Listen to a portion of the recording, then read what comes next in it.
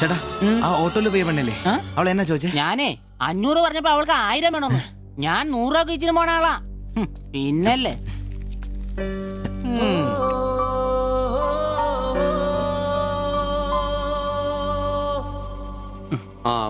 വന്നു മോനെ പടാ ചവിട്ടി പൊളിക്കണ്ട വരുവാ.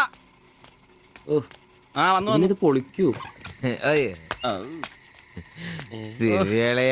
നല്ല പൂസാണല്ലോ. ശരിക്കും കേട്ടിട്ടുണ്ടല്ലേ? എങ്ങനെ ഇവിടെ എത്തി? കയ്യില് 10ന്റെ കാശ് ഒന്ന് അപ്പ തീർത്തണം. മേടിച്ച് കൂട്ടിയല്ലോ. അതെ, പുതിയ ഷർട്ട്, പുതിയ ജീൻസ്, പുതിയ ചെരുപ്പ്, ഷൂ എല്ലാം മേടിച്ചളിയാ.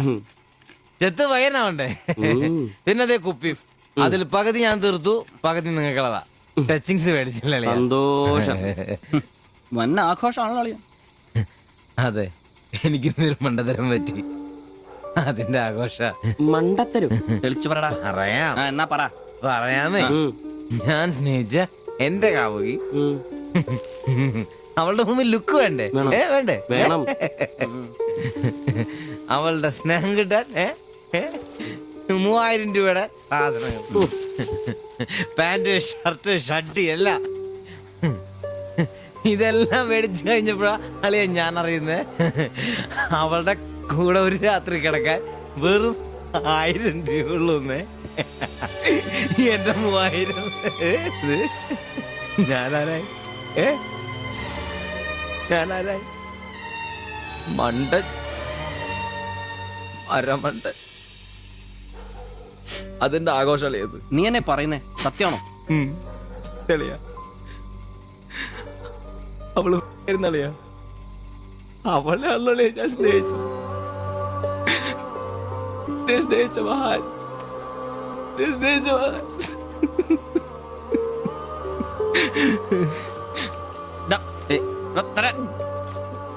നീ പറയുന്ന ഉള്ളതാണ്. പിന്നല്ലാതെ 1000 രൂപ പറഞ്ഞവരുടെ കൂടെ അവള് ഓട്ടോ കയറുമ്പോ ഞാൻ കണ്ടോണ്ട് കണ്ടതാണ്. പോട്ടടാ, ഇതിലിപ്പോ ഇത്ര ഫീൽ ചെയ്യാനുള്ള കാര്യമൊന്നുമില്ല. ഇയാള് തമ്മിൽ പ്രേമൊന്നും ഇല്ലായിരുന്നല്ലോ. വല്ലപ്പോഴും ഒന്ന് ചിരിച്ചു കാണിക്കും, നമ്മളൊന്ന് മുട്ടു നോക്കി, അത്രേ ഉള്ളൂ.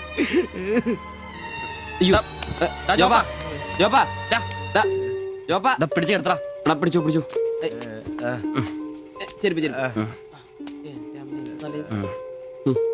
ആകെ നാശകോടാലിയാക്കി.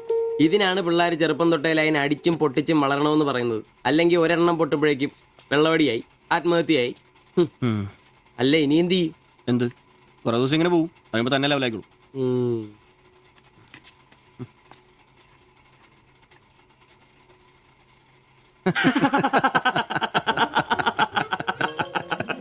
ഇത് ഇപ്പോഴെങ്കിലും അറിഞ്ഞാ നന്നായി. അതെ, 1000 രൂപ കിട്ടുന്ന സാധനത്തിന് 3000 മുടക്കിട്ട് വന്ന മണ്ടൻ. അല്ല, അവൻ നേരം വിളിപ്പിച്ചു, നമുക്ക് വിളിപ്പിക്കണ്ടേ? ഒഴിച്ചുണ്ടോ?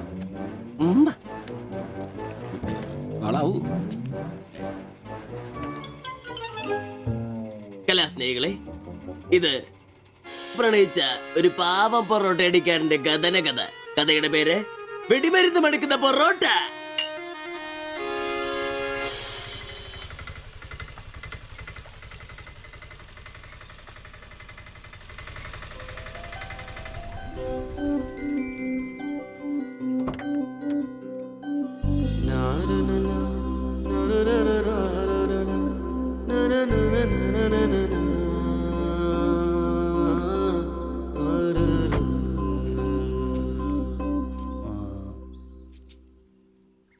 മാത്താച്ചൻ സാറിന്റെ വീട് ഇതല്ലേ?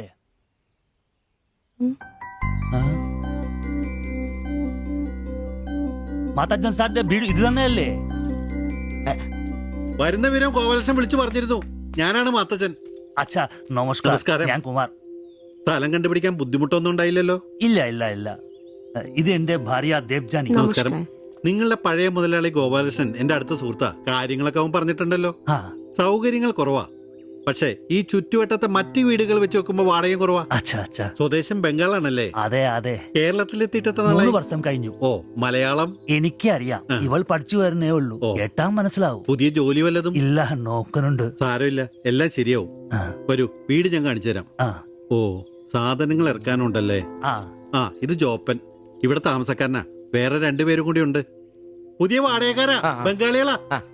നമ്മുടെ നമ്പീശൻ ചേട്ടന്റെ മുറി ഒഴിഞ്ഞ് കിടക്കുന്നുണ്ടല്ലോ, ഒന്നിങ്ങോട്ട് വാ, സാധനങ്ങളൊക്കെ ഇറക്കി കൊടുക്ക്. ആ ഞാൻ നിങ്ങളെ ഇറക്കിക്കോ, ഞാൻ ഇപ്പൊ വരാം.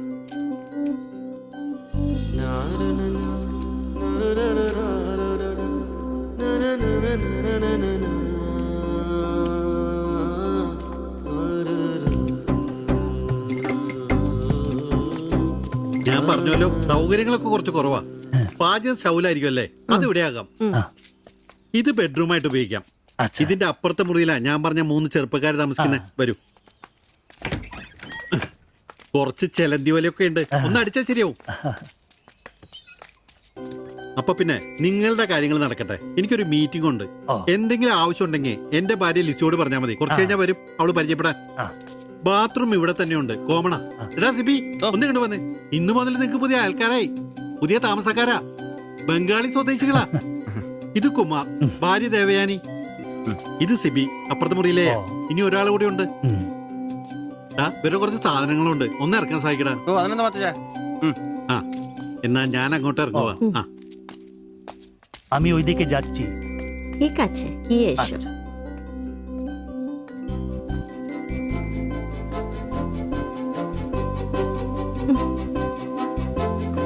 മലരെ നിന്നെ കാണാതിരുന്ന് കണ്ട് കണ്ട് മലരെല്ലാം കണ്ട്. ശ്ശോ.